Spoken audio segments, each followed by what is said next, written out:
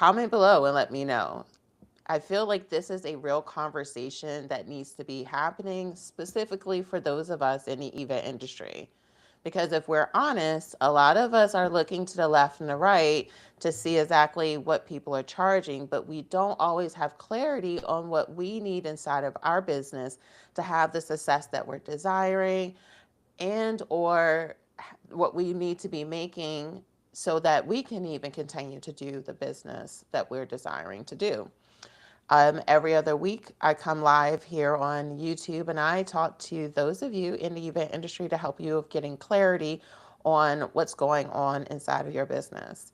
So, today we're going to have a real honest conversation, which may make some of you a little bit uncomfortable when you see the numbers. But as always, I say it's better to face the data and the numbers compared to just avoiding any of those conversations.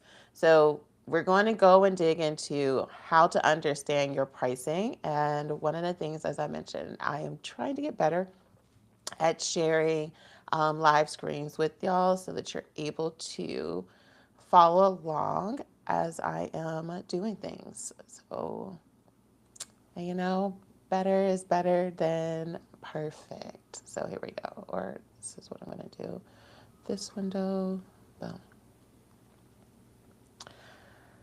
All right, so today we're going to be talking about how to actually price your services for your salary goals. Because as we know, I always say that your profit is not, well, your revenue is not your profit, and that definitely isn't going to be your salary. So if you have never thought about this in this capacity, or you're really not that comfortable with understanding pricing or numbers, just comment below because I want to know, like, if you're watching this live or if you're watching this as a recording, let me know where you are on the spectrum when it comes to this conversation. So, with this specific conversation, today we're going to go over 4 specific things. So, we're going to go over how to define your salary goals, how to calculate your billable hours, and then how to calculate your hourly rate so that you can truly face your business reality. So that is going to be the first part of this conversation. So the reason why I thought this conversation is going to be something that people really are needing is because I find that more and more people are getting into entrepreneurship, and I love that. And it's also becoming present that because a lot of people are jumping into it, they don't always have a solid foundation of people to watch and listen to. And whenever I am having conversations about mentoring and things, in some of the places I mentor, which I think is super important for anyone that's been in business for really over a couple of years, because there are a lot of entrepreneur centers that are looking for people that can volunteer, even if it's just once a year. It just helps them have those resources.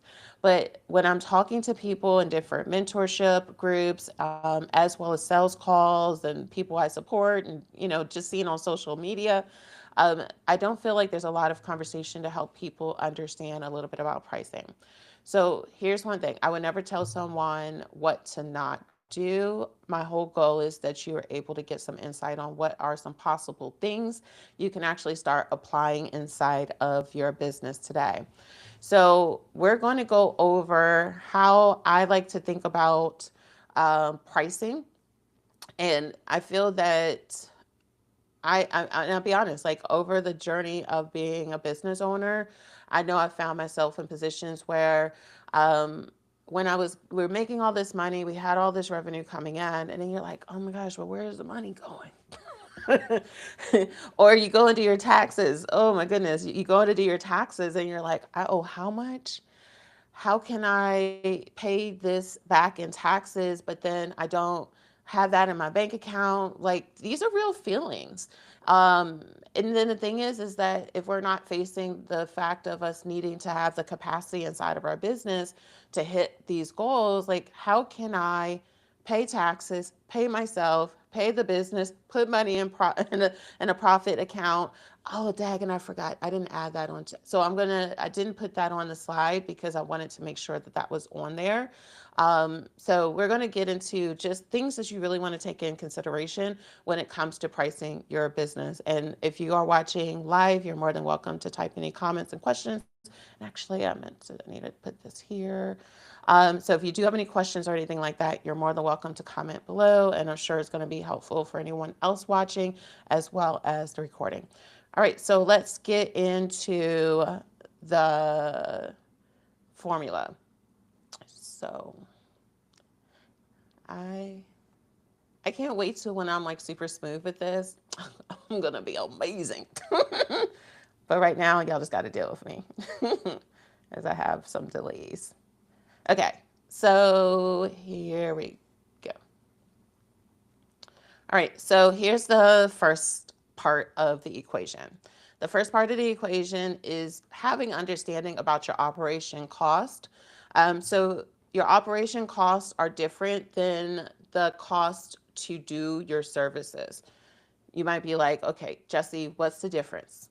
Because I understand some of these terms are really foreign to a lot of people. So your operation cost, that's going to be your website subscriptions for those of you that are like in food businesses. And so you may have you have rent, or it doesn't matter if you're a food business or not. Like I have a co-work space that I work out of. So like that is a part of my operation cost. My websites, my domain, Riverside, which I use for streaming, CapCut monthly subscriptions. So subscriptions, types of things, assistants that are working with you, those kind of things. That's going to be a part of your operation costs. The costs associated with you doing your services are going to be cost of goods. That's how I like to look at it. So inside of my event business, if a client pays me X amount of money, a portion of that's going to the vendors that are executing the services. So that's buying supplies for them to do paint and sips. That's buying the supplies for paying the caterers or any delivery, any hostesses that are working those specific events. So yes, it can be people that are working events, but the difference between my assistant and someone that's working an event is that my assistant is working with me weekly. So that's part of my operating costs, and it's not only isolated to a specific event. So those costs associated with you executing your services, that's kind of cost of labor. So if you never heard that, that's what that I see that as. But for operation costs, you want to think, what are the monthly reoccurring, or for those of you that just do annual like renewals and things like that, those are costs. Like you renewing your business registration, that's a cost. Like it costs to do money. I mean, to do business, to make money, to do business. And then knowing what your salary goal is. Yes, your salary, as I mentioned, is not the same as the revenue your business makes. But I know that a lot of times we're not hearing people say this or talk about this. So the first part of the equation is understand your operation costs and then add that to your salary goals. And that is going to be, stop sharing. So that's going to be important for you to do, because if you do that part, it at least gets you one step closer to actually hitting your goals. Because I think sometimes people don't realize, again, what are all of the components inside of you doing your business. Because again, revenue is not the whole equation. So if we're clear about that, the first thing I need to, if you don't have this easily accessible, this is why I talk about QuickBooks, and I'll make sure to have a link inside of it when I repost it, or you can comment and I'll make sure to try to get this to you.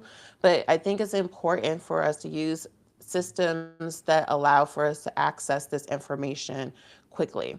The reason why this is important is because when I often am talking about these numbers, what happens is that people don't know how to find it because they're not using the technology to support them to be able to easily find that information. So you want to be able to know roughly, and if you don't have it now, you want to pull some receipts, annual reports. However you can do it. Maybe look at last year's your last year taxes. that should be on there. But you want to have that number so that, or if you want to kind of like guess, if it's not the most accurate right now, you want to start with this. You got to start with understanding your operation plus your salary because that gives you at least your baseline for your business goals. One thing I want to say as a caveat, you're not going to hear me talk about how much it costs for you to execute your services. We're today just trying to figure out in a perfect world scenario, what's your actual capacity, how much you should be charging hourly, and then you'll be able to go back and figure out, okay, if my hourly rate is coming up to $50 an hour, then you can run and look back and say, okay, for my average service I do, from me doing sales calls, getting ready and prepping for an event, and then actually the event day, it might take you 15 hours. So if it's taking you 15 hours, then you can say 15 times 50 is what you should be at bare minimum actually getting out of your that each event that you book of that type. So if that doesn't make sense, comment and let me know. But I'm going to give you an example of what I'm talking about later on in this live stream. So you want to know your operation costs plus your salary goals so that you're able to figure out what your actual business cost is inside of running your company. Okay, so then when we do that, that now takes us to the second part of this equation, which is going to be taking your business cost times, actually, what it should say here, because like I mentioned, I just thought of this, it should be business cost times profit margin that is necessary. I would say aim to have at minimum a 5% profit margin. And the reason why, and I know this is going to sound a little bit confusing, and when I'm saying profit is how much profit you want to be able to put back into your business. Because I know when you often hear people about talking about profit, they're typically talking about their gross profit. And what your gross profit is your revenue minus your cost of goods of executing that service. That's going to give you a dollar amount. And then out of that dollar amount, you can find out how much of that dollar amount is a percentage of your revenue, which gives you a specific gross profit margin. Most of the time, when you're hearing people talk, they're not talking about net profit. Gross profit is what you are charging your client minus how much it took for you to execute that actual event, which then equals to your gross profit. And then your gross profit would then be subtracted from your operating costs and your salary. And what then is left over is your net profit. And then your net profit is what is taxed. I hope that makes sense. If it didn't make sense, I wish I thought to do a slide on this, but on that part. So what I am missing on this specific slide is that you want to do your business cost times a goal amount. So you may be like, I want to have a 20% profit margin, net profit margin, or it might be, and to be honest, a healthy net profit for some companies really is only 5 to 10% net profit. I'm not talking about gross profit, I'm talking about net profit. So what you want to do is multiply your business costs times that net profit margin that you want, which would then give you how much profit you will want to be able to make inside of your specific business. So when you have that net profit, that is another number. So what you would then want to do is add your business goal. And you know what? It might be just more helpful if I do this. Exit out of this so you can get a visual. So I do apologize. My slides are going to be a little bit off. So you're going to do business cost times 5% net profit equals profit goal. Okay, so because we're missing a whole slide, so we're going to add up our business cost plus our profit goal. And then we're going to say that is our real business cost. And then we're going to call this real business cost. Okay, so I hope that now this gives you a little bit of a better visual aid. So you're going to have your operation cost plus your salary goal equals your business cost. Then what you want to then do is multiply your business cost times your 5% net profit, which will give you your profit goal.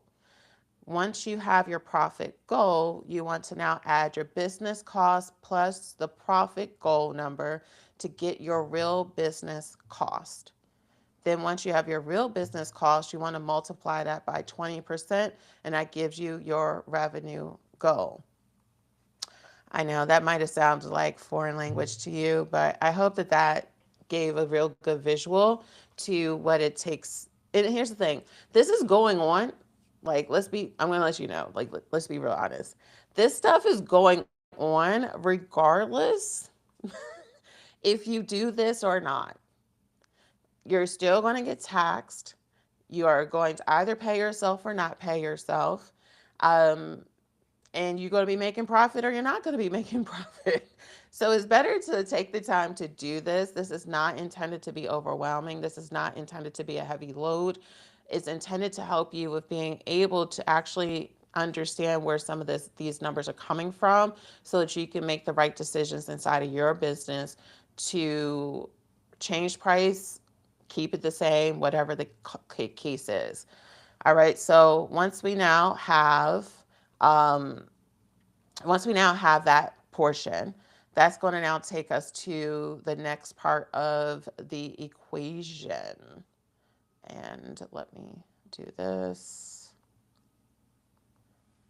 Now that my slides are a little bit off, I gotta make modification to this last slide. But let me know, like, is this helpful? Like, how are you feeling about what I'm sharing? You know, because I want to make sure that this isn't making it too overwhelming for you, but I also want to make sure that this is helping you with feeling a little bit more empowered with understanding what's going on inside of your business. Okay, so I'm going to present this slide here. Okay, so now let's go on to the next part of the equation. So we figured out what our business cost is. We have figured out what our profit goal is. We have figured out the real cost of our business.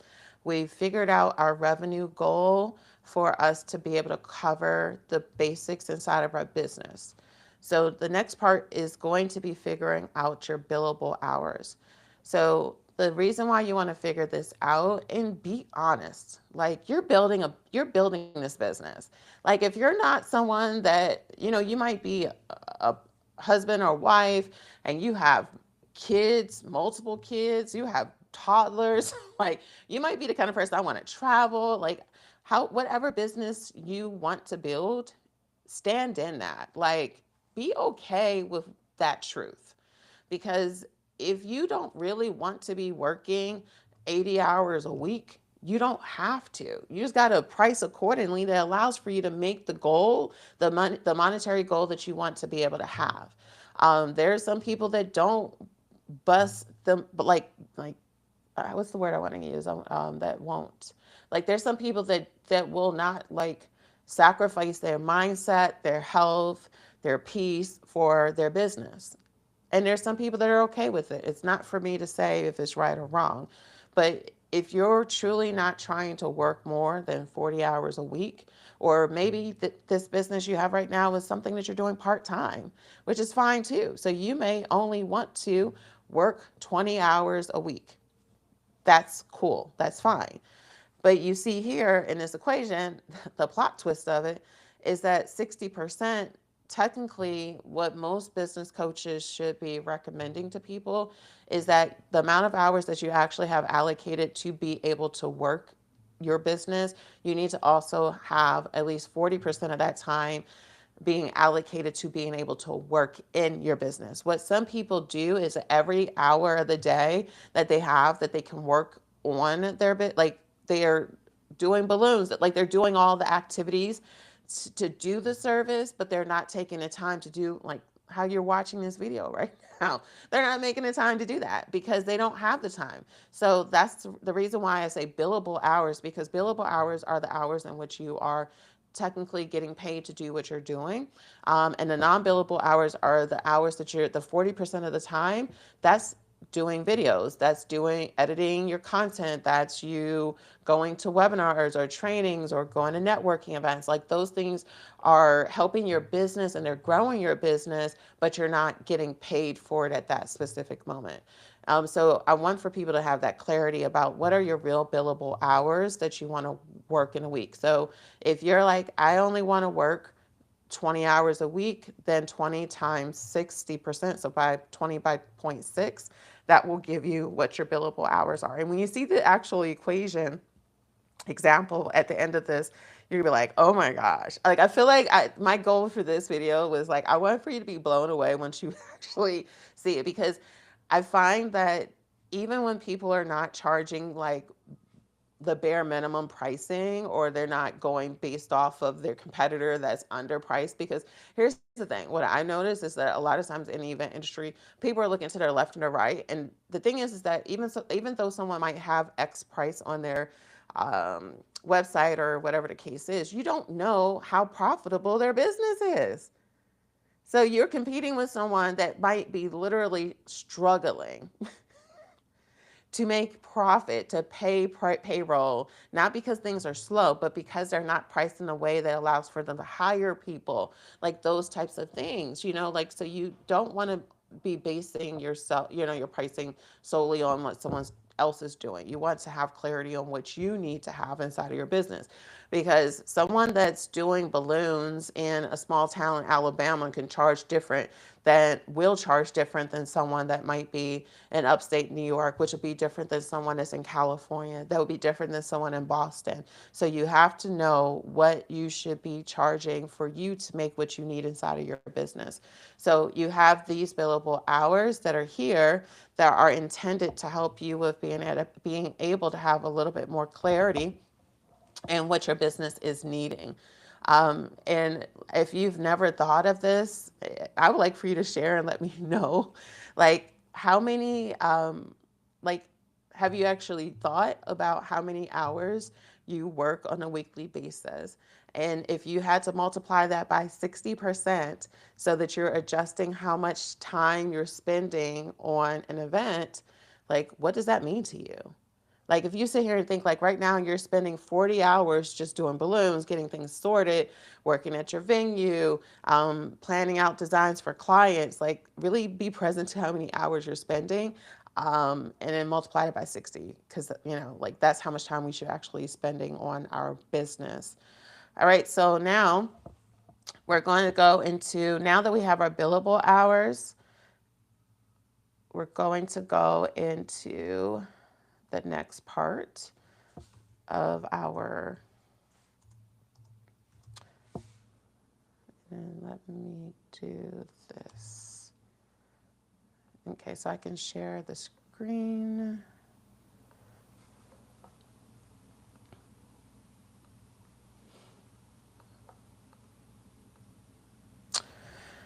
Okay, so the next part of this equation, of this figuring out our formula for success, is having the number of weeks in a year times the billable hours per week to get our amount of annual hours that we are wanting, that the amount of annual hours that we want to work. The reason why you want to know this information is because, again, one of the things when I first started thinking about this is that you may actually want to have a week off for vacation.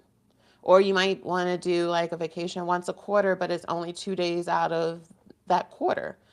Like plan vacation time. Please take time to regroup and resettle yourself. Do not burn yourself out.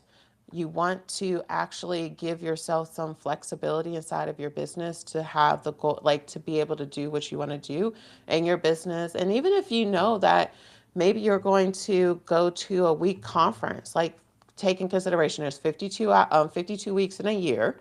So if you only want to work 50 weeks out of the year, you can do so.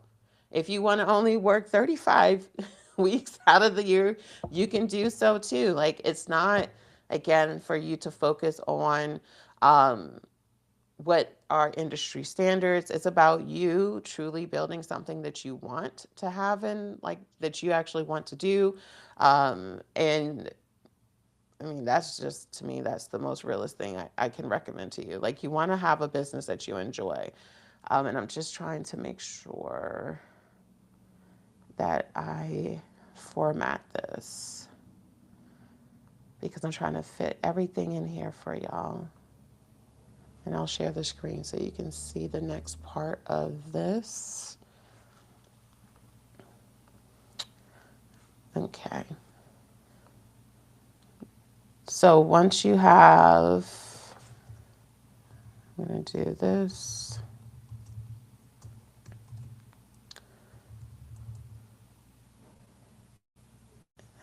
And then we'll get rid of this. And then we're here.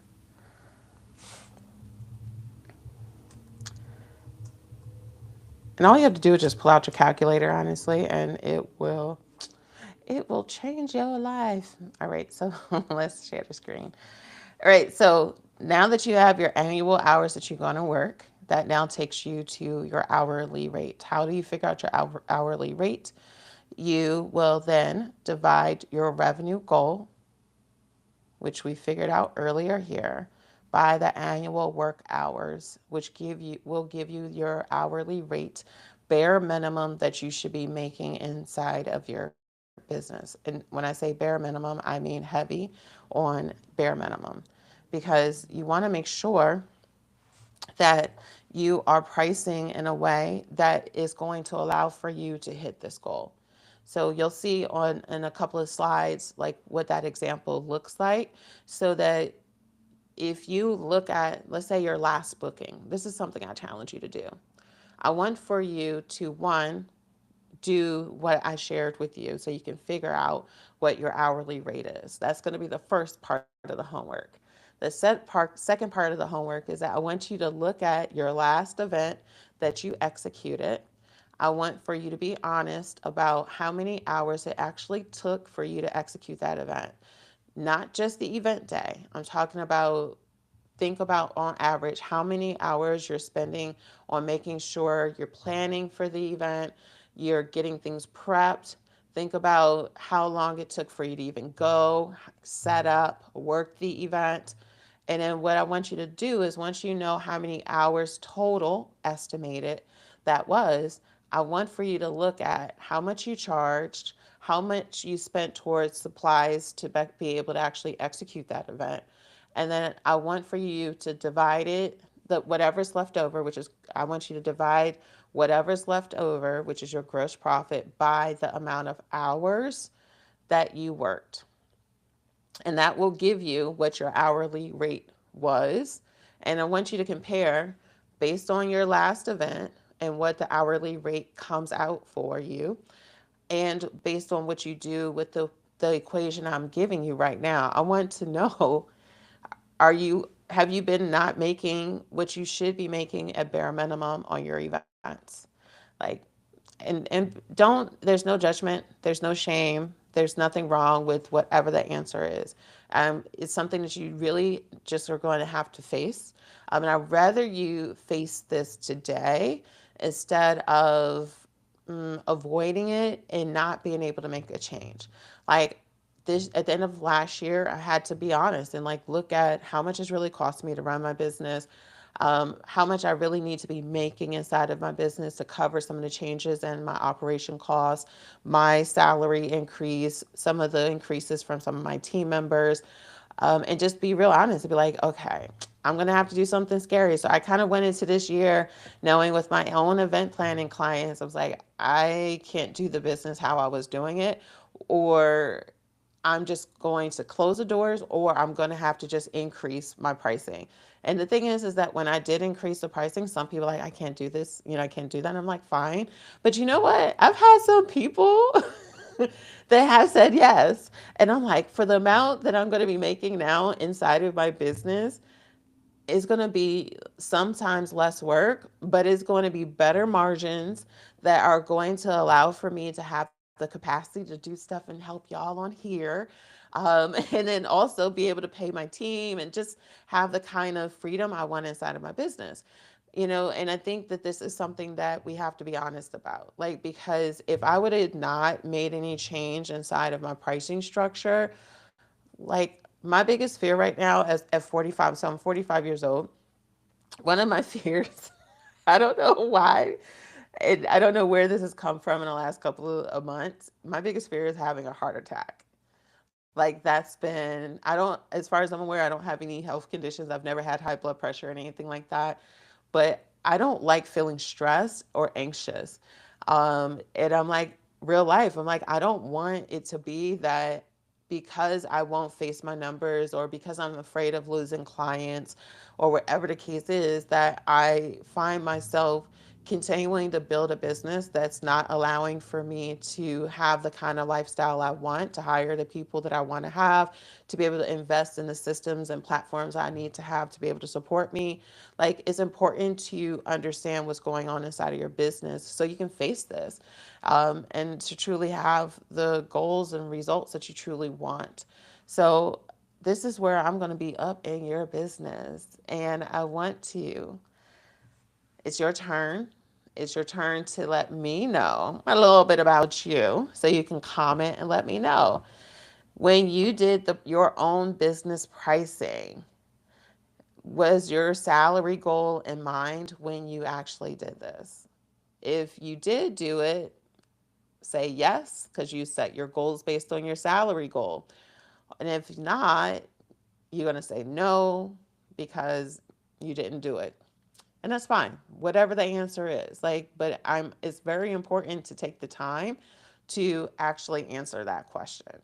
So comment below if you're watching this as a recording or you're watching this live, because I just want to understand, like, did you ever do these steps to be able to figure out if you're pricing your business correctly and your services correctly? All right. So for some of you, this sounded like a whole bunch of headache.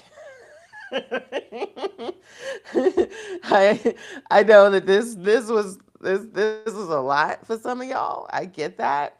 So this is why I want to now share with you an example, and I hope it pieces it all together for you. And if you have questions that might prompt me for inspiration for the next live I'll do in 2 weeks, because I take your feedback, my conversations I have on social media, things that I talk to my clients when I'm doing consulting and strategy building. So I learn from interactions on what would be helpful for those of you in our community. So now let's get into this example. So let me share the screen. And then let me actually get my calculator up. So let me exit out of this because we need to add an extra line item. You remember, we have to do the profit margin. So it's going to be 85,000 times 2. And then let me get my calculator. Okay. All right, so how we're going to go with the equation I was able to give you. We know what our operation costs. Hypothetically, let's say it costs this balloon stylist $15,000 to just cover the overhead inside of their business, operation costs and things like that. $15,000 annually. And this person wants to have a salary of at least $70,000. So that's where 15,000 plus 70,000 equals 85,000. So then what I would then do is I have the 85,000 and I'm going to multiply 85,000 times zero point 0.5 profit. So that means that your goal would then be to have at least 4,200, $4,250. So that was times 0.05% equals 4,250.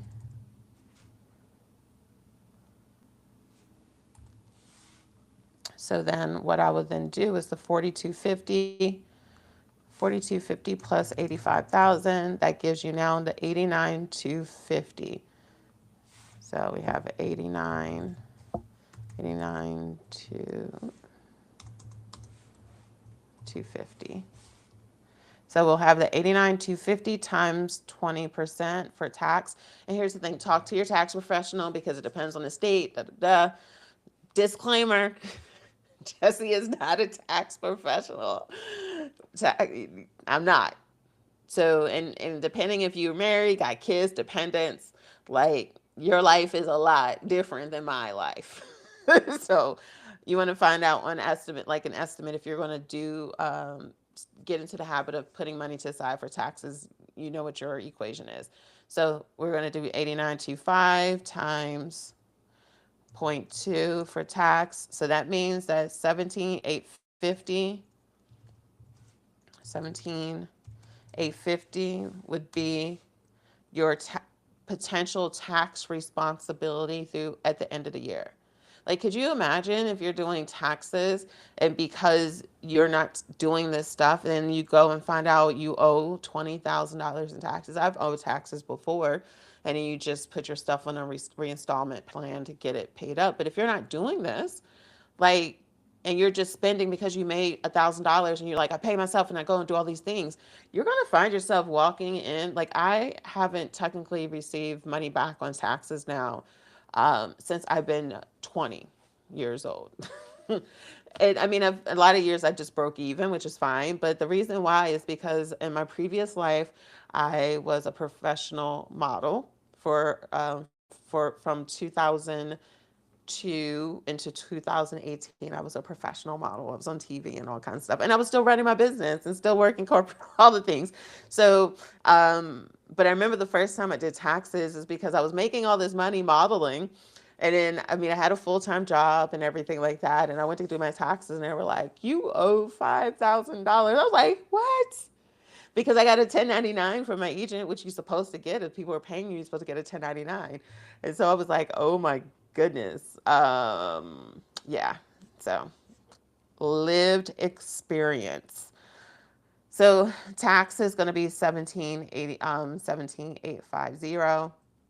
So if you had to then look, then what I would then do, we know that our tax responsibility is going to be 17,850 plus 4,250 for profit margin plus 85,000 for um, your your operating costs and your salary goals. So we have salary goal, operation cost. This is our profit goal. And then this is our tax responsibility.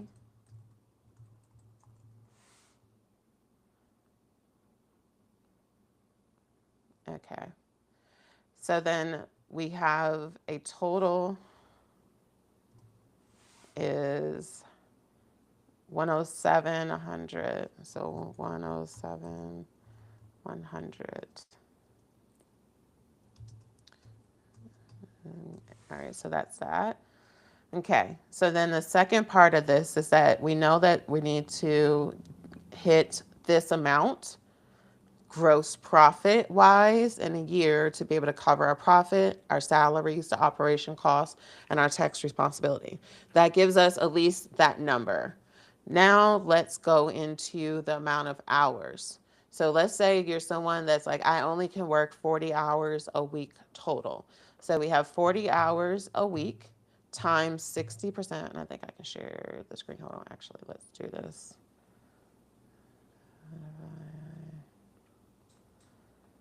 That gives you 89.25. Okay.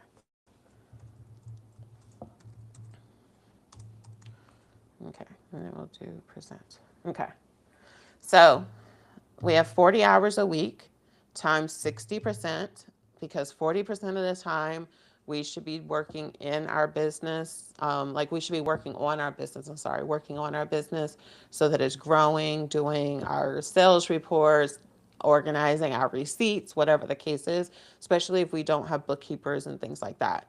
So that means if you have a 40-hour week that you can work, times zero point 0.6, that means that only 24 hours of that 40 is allowing for you to do the services inside of your business. And then the remaining 16 hours, I'm sorry, yeah, 24. So that means, yeah, 16. So 24 hours are you getting your balloons, getting your supplies, prepping, working an event, whatever the case is. And then the remaining 16 hours will be allocated to doing sales calls or to, go to trainings, help with updating your website, doing social media. That gives you that difference. So that means only 24 of the 40 hours can be billed. Okay. So then we are wanting to work 50 weeks in a year so we can have 2 weeks to either go on vacation, sick days, whatever. Take that into consideration. So we're multiplying the 50 weeks times 24 hours. So that means in a year, that is going to give you 1,200 hours that you can bill for, and you should be aiming to fill with revenue based on what your clients. Oh, it didn't save. Hold on. It did save. I just didn't update it. So this should not be 70,000. This should be 107, 100. Boom. Okay. So this is where we figure out the hourly rate. So in order to be able to, if we're working at, I guess I should have mentioned this, is to understand like, well, I did. I mentioned an amount of hours. Like if you're not really wanting to work 40 hours a week, then you should be allocating accordingly to that. Like you're setting off of what your true capacity is based on the kind of lifestyle you want to live. So if you're like, I wanted to work it like a full-time job, 40 hours a week, boom. If you only want to work 32 hours, boom, you just make the decision. So the 107, 100, which is what your company needs to be making gross to be able to hit this lifestyle that you're wanting. That means that 107, 100 divided by 1,200 means that your hourly rate minimum is 89.25. Okay, so when I say minimum, I mean minimum. So if it's important to know this, like because I'm not saying to change it that you're have this perfect equation. What I'm saying to you is to look at in the past how many on your, let's say if you can do just, if the bare minimum you can do is look at your last event, that is fine. But realistically, what I would say, look at the last 5 events and think at how much time was allocated to you prepping for that event and you actually being there on that event day, um, and have an idea of how many hours you're spending. And then look at how much money you were able to gross. Because that will give you a real honest answer. Because I've had conversations with some people, and yeah, they walked away with like several hundreds of dollars or $500, but it took them a long time to actually execute that event. And when they did the math, they're like, it would have been cheaper for me to, it would have been better for me to just work at Target than work my business. Because it took, even if you, let me take out my calculator. So let me say, let's say if you had a company, you made $500 profit on an event, but you doing setup, prep, all that kind of stuff takes you 10 hours. You divide that $500 in profit by that 10 hours, that means your hourly rate is $50 an hour, which is below, if you're the equate the example I given, you're $30 less than what you should be making. Because for that same 10-hour event, if we're using that example where it's 89.25, that means the profit, bare minimum profit for this person who wants to be able to have profit put to the side, tax money put to the side, making $70,000 a year, they need to be having at bare minimum 89.25. So that means that that person should be actually making a bare minimum profit of $900. There's a lot of conversations that can still happen around this. I don't want to bombard y'all with a whole lot today. That's not my goal. My goal is to give you some things to think about and some things that can help you with exploring this conversation. If you think it would be helpful for me to dig in this a little bit more to help with like giving decisions around this, because the reality of it, how can you, if you are in an area that maybe being a certain price is not accessible for you, then it becomes, okay, am I okay making less of a salary? Because the thing about it is that taxes are, they are what they are. Your operating costs, they are what they are. These things will be happening regardless if you change your price or not. And then you got to still pay yourself. So there's conversations around, okay, how can I increase my capacity so that instead of it being 40 hours a week that's accessible, maybe it might be, what would it cost me to have someone working with me part-time? But here's the caveat of that: you do expand the amount of hours that can be taken in consideration, but that also increases your operating cost, because to be able to get someone working for you part-time, and let's say they're charging you something very nominal where they can work 12 hours a week with you because you're at your max capacity right now. Let's just say you're at your max capacity and someone's able to work with you 12 hours a week, and you're going to pay them $20, um, $20 an hour. That means on a weekly basis, that's 240 times 4. So that means $960 a month times 12 months. That means that your operating costs have gone up from 15,000.